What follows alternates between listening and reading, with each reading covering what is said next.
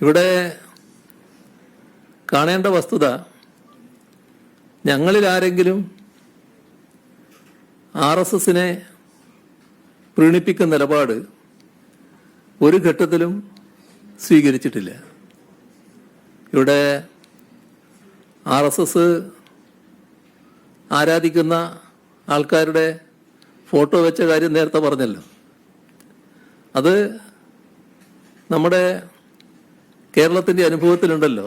അത്തരം ചില ഫോട്ടോകൾക്ക് മുന്നിൽ ചിലർ താണു വണങ്ങിയ നില കേരളം കണ്ടതാണല്ലോ.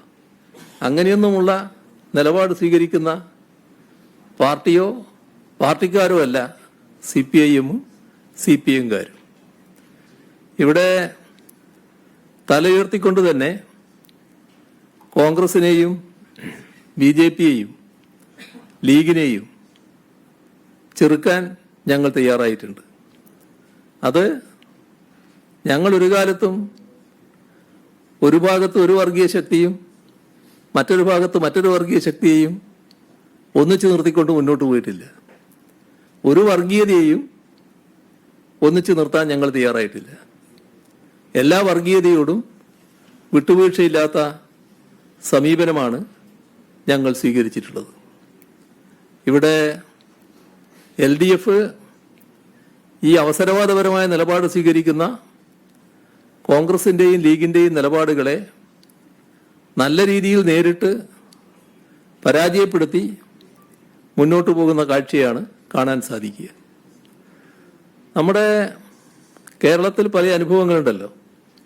ഇപ്പോൾ കോലീബി സഖ്യം, അത് നമ്മുടെ നാടിനുണ്ടായ അനുഭവമാണല്ലോ. ജമാഅത്തെ ഇസ്ലാമിയുമായി ചേർന്ന് നിന്നുകൊണ്ട് ഞങ്ങൾക്ക് നേരെ കോൺഗ്രസ് കളിച്ച കളിയും ഈ നാട് കണ്ടതാണല്ലോ. അതെല്ലാം ആർക്കെങ്കിലും പെട്ടെന്ന് മറന്നുപോകുന്ന ഒരു കാര്യമല്ലല്ലോ. എല്ലാവരുടെയും മനസ്സിൽ തങ്ങി നിൽക്കുന്ന കാര്യമാണല്ലോ. നമ്മൾ കാണേണ്ടത്, ഞങ്ങളുടെ 215 സഖാക്കളെ കൊലപ്പെടുത്തിയ വിഭാഗമാണ് RSS. ആ അരുംകൊലക്ക് നേതൃത്വം കൊടുത്ത സംഘടനയാണ് RSS. അതെല്ലാം ഈ നാട്ടിൽ സംഭവിച്ചതാണല്ലോ. ഈ 215-ൽ ഏതെങ്കിലും ഒരാളുടെ കാര്യത്തിലെങ്കിലും കോൺഗ്രസ് RSS ചെയ്തത് ശരിയായില്ല എന്നെങ്കിലും പറയാൻ തയ്യാറായിട്ടുണ്ടോ? ഏതെങ്കിലും ഘട്ടത്തിൽ RSSനെ ആക്ഷേപിക്കാൻ തയ്യാറായിട്ടുണ്ടോ? ഇവിടെ RSS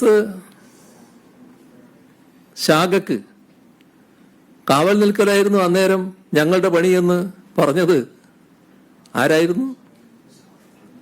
കോൺഗ്രസിൻ്റെ പഴയ KPCC പ്രസിഡന്റല്ലേ ആ പറഞ്ഞത്. എന്താ അത് കാണിക്കുന്നത്? ഏറ്റവും വിശ്വസിക്കാവുന്ന മിത്രം എന്ന നിലക്ക് കണ്ടതുകൊണ്ടല്ലേ കാവൽ നിൽക്കാൻ RSSകാർ കോൺഗ്രസ് നേതാക്കളെ സമീപിച്ചത്. ഇതെല്ലാം നമ്മുടെ നാട് കൃത്യമായി മനസ്സിലാക്കിയ കാര്യമാണ്.